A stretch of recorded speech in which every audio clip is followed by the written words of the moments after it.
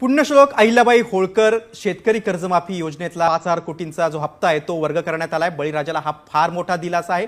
मात्र बळीराजाच्या मनात काही प्रश्न देखील आहेत। या सगळ्या प्रश्नांची उत्तरं आज आपण घेणार आहोत। सहकार मंत्री कॅबिनेट मंत्री बाबासाहेब पाटील आलेत, त्यांच्याकडून आपण शेतकऱ्यांचे काही प्रश्न असतील किंवा सहकार क्षेत्रातील काही महत्त्वाच्या मुद्द्यांवर आपण त्यांच्याशी संवाद साधणार आहोत मंत्री महोदयांशी।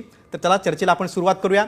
बळीराजाला खूप मोठा दिलासा आहे, खूप मोठी कर्जमाफी योजना राज्य सरकारने घोषणा केलेली आहे आणि त्याची अंमलबजावणीला सुरुवात झाली। माझ्या मते 6 लाखांपेक्षा जास्त शेतकऱ्यांच्या खात्यात पैसे वर्ग झालेले आहेत। पण काहींच्या मनात प्रश्न आहे अटी शर्तींवरून, आणि जर शेतकऱ्याला अडचण आली तर त्यांनी संपर्क कुठे करावा? अटी शर्तीच्या संदर्भामध्ये मागल्या वेळी देखील अशाच प्रकारची कर्जमाफी केली होती। त्या कालखंडामध्ये ज्या अटी शर्ती होत्या तोच कागद आणि तेच मुद्दे घेऊन आम्ही याच्यामध्ये घातलेले। म्हणजे 2 लाखांपर्यंतची कर्ज आणि अटी शर्तीमध्ये अटी की पात्र आणि अपात्र। पहिला सुरू आपण शेतकऱ्याला 2 लाखापर्यंतच्या सगळ्याच कर्ज माफ होणार आहे, आपलं बरोबर सरसकटच होणार आहे। दुसरा मुद्दा अटीमध्ये काय झालंय की अपात्र कोण लोक आहेत, जे इन्कम टॅक्स भरतात, जे मंत्री आहेत, आमदार आहेत, ज्यांना शेती व्यवसाय दुसरा काही बिझनेस आहे, अशा लोकांना आपण अपात्र केलं। म्हणजे जे इन्कम टॅक्स भरतात, प्राप्ती त्यांच्याकडे भरतात। आणि त्याच्यामुळे थोडंसं आम्हाला लेट लागला की आमच्याकडे ती यादी नव्हती।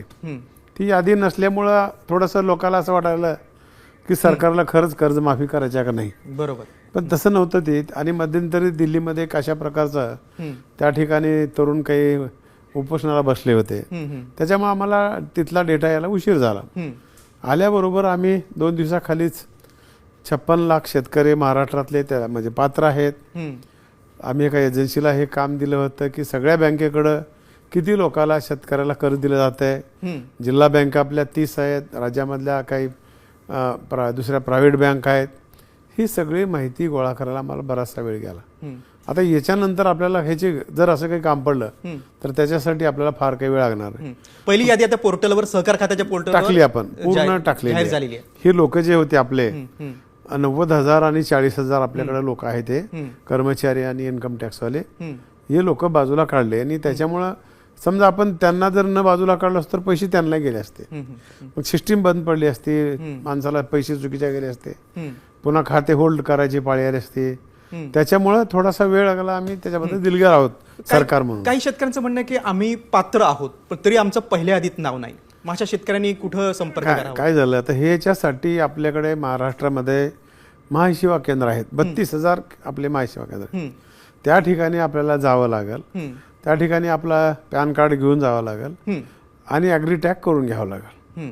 मग काही ठिकाणी दुसरे काही प्रॉब्लेम आलेत, काही लोकांचे ठसे उमटत नाहीत, वय जास्त झाले, काम करून झिजलेले आहेत, त्याच्यासाठी आम्ही त्याचा दुसरा एक मार्ग वेगळा काढणार होतो। त्याच्यामुळे मला शेतकऱ्याला विनंती करायची की त्यांनी बिलकुल घाबरायचं कारण नाही, जे पात्र लोक आहेत निराश व्हायचं नाही। दुसरं काय की एवढी यंत्रणा एकदाच जर आपल्या ऑनलाईनवर गेली, मोबाईल देखील एखाद्या गावामध्ये काही कार्यक्रम असला तर जाम होते, बंद पडते। बरोबर, त्याच्यामुळे सगळेच लोक तिथे गेल्यामुळं यंत्रणा स्लो चालू लागल्या आणि त्याच्यामुळे लोकांना त्रास झालाय। समजा ज्या लोकांचे आले त्यांचे होऊ द्या, पुन्हा एक 7-8 दिवसाला बाकीच्या लोकांनी त्याच्यावर प्रयत्न करावा आणि मग त्या ठिकाणी आपल्याला अपलोड करून घ्यावं।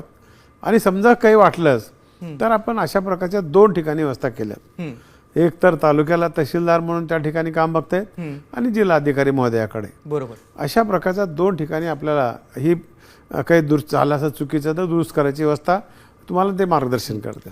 पहिल्या टप्प्यात 6,22,000 शेतकऱ्यांच्या खात्यात पैसे जमा झाले। हा दुसरा टप्पा कधी असणार, कधी? आता हे सगळं संपत आलं की आमच्याकडे किती फीड होतं बघायचं आणि मग त्याच्याप्रमाणे आम्ही पैशाची तरतूद केली, पैसे आमच्याकडे तयार आहेत। जेवढे झाले एवढे ह्यांचं एकदा टोटल झाले म्हटले की मग पुन्हा दुसरी यादी आम्ही टाकणार होतो। आम्ही बरोबर 8-8, 10-10 दिवसाला टाकायचा प्रयत्न करतो। अगदी बरोबर आहे। सर, सहकारातून समृद्धी असं आपण नेहमीच म्हणतो, पण सहकार क्षेत्रातली सध्याची जर राजकीय आपण सध्याची जर आपण एक स्थिती पाहिली तर थोडासा एक राजकारणाचा शिरकाव झाला आहे, थोडासा भ्रष्टाचाराचा शिरकाव झाला, त्यामुळे कुठेतरी क्षेत्र मोडकळीस आलंय।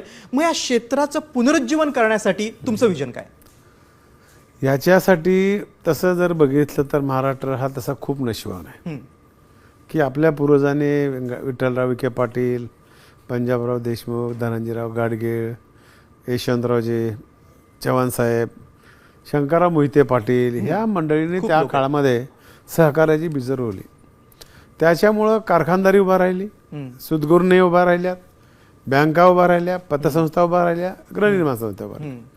इतर राज्याशी तुलना करत असताना तुम्ही बघा, महाराष्ट्र केवळ महाराष्ट्रात आणि देशामध्ये नाही, तर महाराष्ट्राची ओळख हे जगामध्ये आहे सहकार चळवळीमुळे. सहकार चळवळीमुळे अगदी बरोबर. जेवढे सरकारमध्ये लोक एम्प्लॉईज काम करतात, तेवढे लोक आमच्या सहकारी चळवळीत काम करतात. अगदी बरोबर. कोल्हापूर, पश्चिम महाराष्ट्र कुठेही जाऊ किंवा द्या, आपला कुठेही जाऊ द्या. अहिल्यानगर असेल. हा, तर त्याच्यामुळं सहकार हे अतिशय महत्वाचं काम आहे. मागल्या कालखंडामध्ये लोकांचं डिव्होशन खूप होतं. आज तेवढं डिव्होशन नाही तरुणाईमध्ये. पण त्या काळामध्ये जे काम चेअरमन म्हणून काम करायचे, आमचे रत्नापाना असतील, सारे पाटील असतील, विखे पाटील, विठ्ठलराव विखे पाटील असतील, त्यावेळेस तिथल्या डायरेक्टरला सांगायचे, येताना पोरं घरूनच डबा घेऊन या म्हणायचे. आणि तिथं आल्यानंतर सगळे भाकरी एकत्र करून गोपाळकाला खायचे. म्हणजे इतकी बारीकी आणि घरचं काम करायचे. आणि तत्व होती त्यावेळी, तत्व, मूल्य, नीती होती. नीतिमत्ता. आणि नेतृत्व पण त्यातनं तयार होत होतं. हा, मग आता काय असे विधायक उपक्रम आहेत का सहकार खात्याचे? त्याच्यामध्ये थोडा फरक झालाय की त्यावेळेस लोक इज्जतीला खूप द्यायचे. आपल्याला लोक काय म्हणतील. मग आता हे तरुणाई आली आहे, कमी वेळेमध्ये काही जास्त कमाई करता येईल का, याच्या नादामध्ये असा अडचणीत आमचा व्यवहार यायला लागलाय. हा, मग त्याच्यासाठी आम्हाला कोण पाहिजेत. समाजाची जबाबदारी आहे की आपण अशा क्षेत्रामध्ये माणसं देत असताना एखादा मित्र आहे का जवळचा आहे ते बघायचं नाही. बरोबर. त्या संस्थेला तो नाही देणार आहे का, अगदी बरोबर. त्याच्याबद्दलचं त्याला नॉलेज आहे का. मग एक साधारणतः मग जिल्हा बँकेमध्ये असे संचालक गेले पाहिजेत, कारण जिल्हा बँक हा आर्थिक कणा आहे. बिलकुल, कर्ज वाटप तिथून होतं. हो ना. त्याच्यामुळं आज मी बघा, बँका, जिल्हा बँका, कारखाने जे चालतात, काही लोक हसतात त्या ठिकाणी की नाही इथं चेअरमन किंवा तिथले जे प्रमुख आहेत तिथं हुकुमशाही आहे. हुकुमशाही नाही आहे, थोडी जरा वाचलाच पाहिजे. म्हणजे कुणी बी यायचं काही करायचं, ह्याला अर्थ सगळे कमिटी नात्यागोत्यांचं पण राजकारण नको नको ना, ते सगळ्यात बेकार. बरोबर. आणि त्याच्यातला जर नात्यागोत्यातला जर चांगला असला मेरिटचा, तर त्याला संधी घ्यावं लागेल. पण सुशिक्षित तरुणाई आली पाहिजे. तरुणाईच आली पाहिजे. बरोबर. आली पाहिजे, टिकली पाहिजे. बरोबर. आपले केंद्रातले अगदी सक्षम मातब्बार मंत्री, केंद्रीय मंत्री अमित शहा यांच्याकडे सहकार खातं आहे. तर केंद्राने असे कुठले निर्णय घेतले की त्याचा फायदा महाराष्ट्रातल्या तळागाळापर्यंत झालेला आहे? बघा, योगानं मी राज्याचा सहकार मंत्री झालो, योग्य वेळी झालो असं मला वाटतंय. तसं त्याचं चित्र आमच्या अजितदादाला माझं श्रेय द्यावं लागेल, देवाभाऊला द्यावं लागेल, एकनाथराव शिंदे साहेबाला. या दोघांनी संमती दिली. बरोबर. संमती सगळ्याशिवाय तर होत नाही. बरोबर. आणि सहकार हे खातं आतापर्यंत पश्चिम महाराष्ट्रातल्या लोकांना द्यायची. बरोबर. मी मराठवाड्यातला आहे. त्याच्यामुळं दादाच्या डोक्यात असं असेल वाटतं मला, कधी बोलले नाहीत किंवा आमच्याकडे विकास झाला, आता आमच्याकडे संस्था उभारल्यात, आता आपण उपेक्षित लोकांना करावं, म्हणून त्यांनी मला सहकार खातं दिलं. आणि माझं काम आहे आता की आता मराठवाडा असेल, विदर्भ असेल, खानदेश असेल, या भागामध्ये सहकारी चळवळीचं त्या ठिकाणी जाळं निर्माण करायचं. आता आम्ही आणखी घट्ट करणं, तिथं लोकांना जाऊन मेळावे घेणे, घेतलेत मी मेळावे. एकदम वातावरण तयार होत नाही, त्याला खूप कालावधी लागते. अमित भाई शहा राज्याचे, देशाचे गृहमंत्री आहेत. मोदी साहेबाच्या नेतृत्वाखाली आज ते काम करत आहेत आणि मला सार्थ अभिमान आहे त्यांचा. त्यांचं जे नेतृत्व निर्माण झालेलं आहे ते सहकारी चळवळीतून निर्माण झालं. बरोबर. ते देखील गुजरातच्या जिल्हा बँकेचे 10 वर्षे चेअरमन होते. आणि त्याच्यामुळं त्यांना ह्या सहकार चळवळीचा आवाका म्हणतो ना, ह्याची ताकद माहिती आहे किती आहे ती. त्याच्यामुळं इतर राज्यामध्ये सहकार चळवळी लोकांना काहीच माहीत नव्हती. अमित भाई शहानी सुरुवात केलं गतवर्षीपासून, सहकार चळवळ वर्ष म्हणून निर्माण केलं आणि लोकांना मोटिवेट करायचं काम केलं. त्यांनी ऊस कारखानदारांसंदर्भात पण एक महत्त्वाचे निर्णय घेतले. हो हो. ऊसाच्या संदर्भामध्ये तर अनेक गोष्टी आहेत. आपल्याला खरं कॅश क्रॉप तेच आहे ना. आज नगदी पीक, नगदी पीक आहेत, सॉलिड पीक आहे, त्याच्यावर जास्त रोग पडत नाहीत आणि हमखास पीक येणार आहे. त्याच्यामुळं आर्थिक क्रांती तिथं झाली. मग अमित भाई शहानी याची ताकद ओळखून केंद्रामध्ये सहकार खातं निर्माण केलं आणि सगळ्या देशातल्या पहिल्यांदाच झालं पहिल्यांदाच आणि सहकार मंत्र्याची बैठक लावली. मग आपल्याला जर बेस निर्माण करायचा असला तर काय करावं लागेल, तर पॅक नावानं घोषणा केली. म्हणजे ज्या विविध कार्यकारी सोसायट्या आहेत त्याला पॅक्स म्हणतो. मग ह्या पॅकला त्यांनी सगळ्या देशातल्या राज्य सरकारच्या जनतेला बोलून घेतलं, मुख्यमंत्री सहकार मंत्र्याला बोलून घेतले. आणि महाराष्ट्रामध्ये चांगला आहे, गुजरातमध्ये चांगला आहे, केरळमध्ये काही चांगलं आहे. मग ज्या भागात ही काहीच माहिती नाही, हम्म. सहकार चळवळ माहीत नाही, सोसायटी माहीत नाही, बँक माहीत नाही, कारखाना माहीत नाही, त्या लोकाला पॅकच्या माध्यमातून सवय. आपल्या देखील अगोदर आपल्या सोसायटीला पॅकच्या माध्यमातून कॉम्प्युटराईज करायला हवं. संगणकीकरण. त्यांना निधी दिला. 100% आज आपल्या राज्यामध्ये 50%पेक्षा अधिक कॉम्प्युटराईज झालेले आहेत. कशामुळं कॉम्प्युटराईज? लोकांना असं वाटतंय, सुरुवातीला राजीव गांधींनी कॉम्प्युटर आणल्यावर लोक म्हणले बघा ही कॉम्प्युटर झाल्यावर नोकऱ्या कमी लागतात, नोकऱ्या मिळणार नाहीत. तसं नाही आहे. ही जे ऑटोमायझेशन आहे ते पाहिजे आपल्याला. कामाचा वेग त्यांनी वाढवला. कामाचा वेग आणि परफेक्टनेस, अचूकता येते. अचूकता येते. कॉम्प्युटरमुळे तुम्ही एखादी काम फीड केलात पुन्हा बघायची गरज नाही आणि त्याला फास्ट कामाला गती येत असते. त्याच्यामुळं आज पॅकच्या माध्यमातून देशामध्ये अशा प्रकारच्या संस्था उभारलेल्या आहेत आणि ते लोक देखील आता कामाला लागले. मला भेटतात ना. मग आपल्याकडे दूध डेऱ्यामुळं धवल क्रांती गुजरातमध्ये बघितलं. एका माणसाने त्यावेळेस स्वप्न बघितलं, वाटलं असेल का 1,00,000 कोटीच्या वर त्याचा दुधाचा टर्नओव्हर आहे. पण कसं आहे, याच्यातला वेळ लागतंय, त्याच्यामध्ये लोकांचं डिव्होशन लागतंय आणि समाजाने देखील चांगले लोक त्याला निवडून दिले पाहिजेत आणि पाठवले पाहिजेत. बरोबर. त्याच्यामुळं आज बघतोय आपण अमित भाई शहाच्या धोरणामुळं अनेक राज्यामध्ये खूप ह्या सहकारी क्षेत्रामध्ये आणि ते 6 महिन्याला आढावा घेतात आमचा. मी पहिला गृहमंत्री बघितला असेल, 11 ते 5 वाजेपर्यंत आमच्यासोबत एक फोन घेतला नाही, एक फाईल आली नाही. पूर्णपणे समर्पित आहे. एवढं पूर्ण वेळ देऊन त्यांनी ऐकतात. एखादा मध्ये चुकीचं काही बोलत असलं, त्याला उत्तर द्यायचं असलं, त्यांच्याकडे माईक असतं, लगेच लावतात आणि सेक्रेटरी उनको आज शाम तक पूरा कर दे उनका म्हणतात. म्हणजे एवढे अलर्ट आहेत आणि त्याच्यामुळे सहकारी चळवळीला निश्चितपणे एक उभारी आलेली आहे किंवा एक बळ मिळालेलं आहे. कारखानदारीचं इन्कम टॅक्सचा मोठा प्रश्न होता, तो त्याचे पैसे वाचवले, 10,000 कोटीपेक्षा वाचवले. नितीन गडकरी सारखा माणूस देशामध्ये खातं जर त्यांचं नसलं तर त्यांना इथेनॉलबद्दलची, कारखानदारीबद्दलची, फ्युलबद्दलची माहिती आहे, सतत प्रयोग करत असतात. अगदी बरोबर. हे खूप बदल होतात. हो. आणखीन एक मुद्दा म्हणजे आता सहकार मंत्र्यांशी संवाद सुरू आहे, चर्चा सुरू आहे आणि पतसंस्थांचा मुद्दा येणार ना असं होणार नाही. पतसंस्था म्हणजे आपल्या ग्रामीण भागाची एक अर्थवाहिनी आहे. मात्र गेल्या काही वर्षात आपण बघतो की पतसंस्था मोडकळीस आल्या, तिथे सुद्धा थोडासा भ्रष्टाचार किंवा काही संचालकांच्या चुकीच्या धोरणामुळे ठेवी अडकल्यात लोकांच्या. सामान्यांना खूप मोठा फटका बसतोय. त्यासाठी सहकार खातं काय करतं? सहकार खातं सक्षम आहे, सरकारचं कंट्रोल आहे. पण मध्यंतरीच्या काळामध्ये केंद्राकडून मल्टीस्टेट नावाच्या संस्था काढल्या. बरोबर. त्याच्यावर आमचं कंट्रोल नाहीच आहे. ओके. अजूनही नाही ना. आता आम्ही त्यांना तशा सूचना केल्या, त्याच्यामध्ये सुधारणा करायचं चालू आहे. लायसन्स तिथून घेतल्यामुळे ह्यांचं ऑडिट वेळेवर होत नाही, त्यांच्याकडे कोणी बघत नाही. त्याच्यापेक्षा मला जनतेला या आपल्या निमित्तानं आवाहन करायचे आहे किंवा तुम्ही थोड्याशा व्याजासाठी आमिषाला थोडक्या आयुष्यभराची कमाई केली आपण ठेवू नका. व्याज थोडं जास्त मिळतं म्हणून लोक 1% 2% हे करतात. मग आणि आयुष्यभराची पुंजी तिथे जाते. पुन्हा ते त्याचे जप्त्या करा.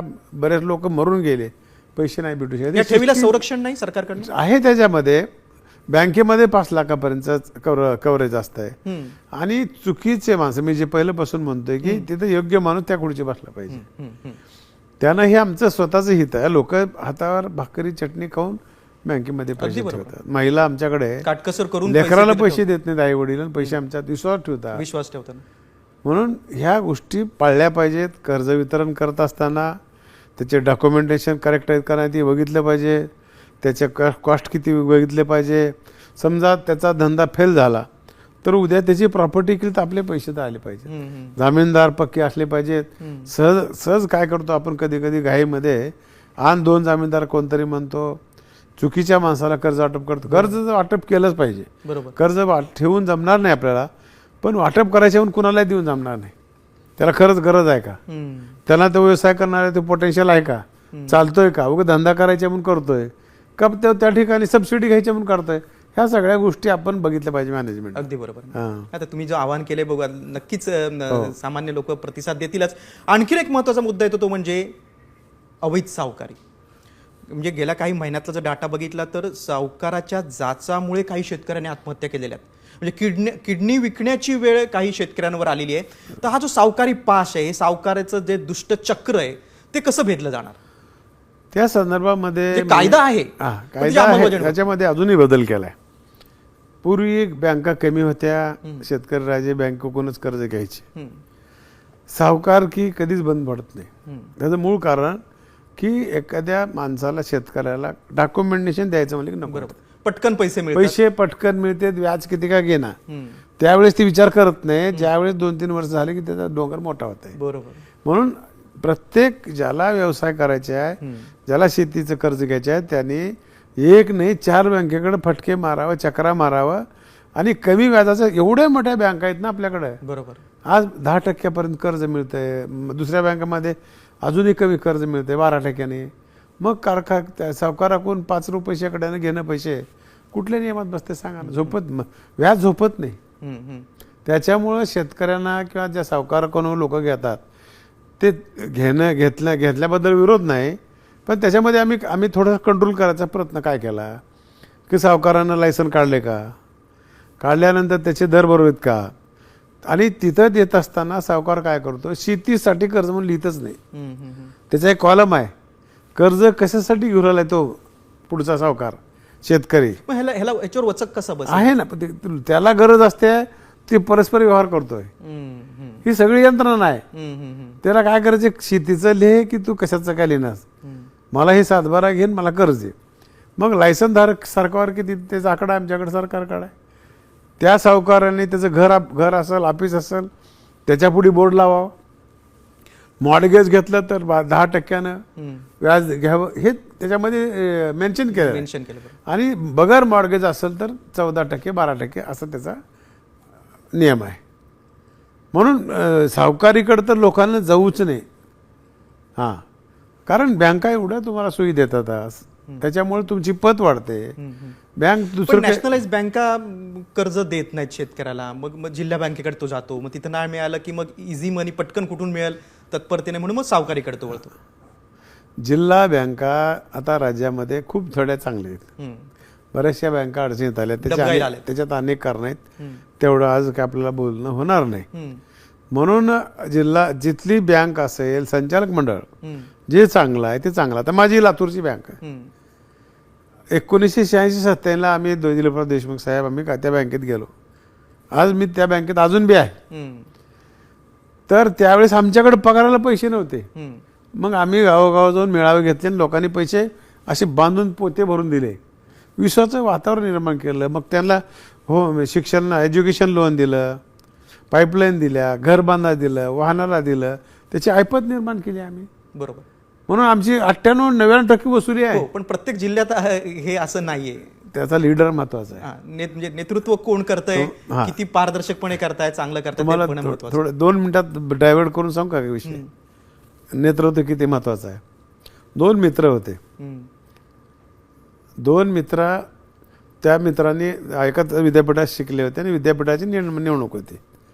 यादी बघितलं, 11 मतदान होतं. त्याच्यामध्ये 2 मित्र त्याने शिकताना असे त्या यादीमध्ये होते. मग त्यानं उभारला निवडणुकीला आणि पत्र लिहिला मित्राला की मी निवडणुकीला उभा राहील, नमस्कार, तुझं कसं चाललं काय विचारला, आणि मला ह्या तारखेला मतदान आहे, तुझं अमूल्य मत देऊन मला मतदान रूपी आशीर्वाद देऊन मला काम करायची संधी दे मित्रा. एवढं मित्रा पत्र लिहिलं. त्या मित्रानं पूर्ण पत्र वाचलं. त्या पत्राचं उत्तर दिलं. हे महत्वाचं आहे आज, लोकांनी ऐकावं. त्यानं काय म्हणला, मित्रा, तू माझा मित्र आहेस, खूप स्वभावानं चांगला आहे, तुझ्यासाठी मी जीव देतो पण मतदान देणार नाही. बघा किती कठोर, म्हणजे भूमिका किती. बघा काय म्हणतो ते ना, तुझ्यासाठी मी जीव देतो पण तुला मतदान देणार नाही, कारण तू त्या पोस्टसाठी फिजिबल नाहीस.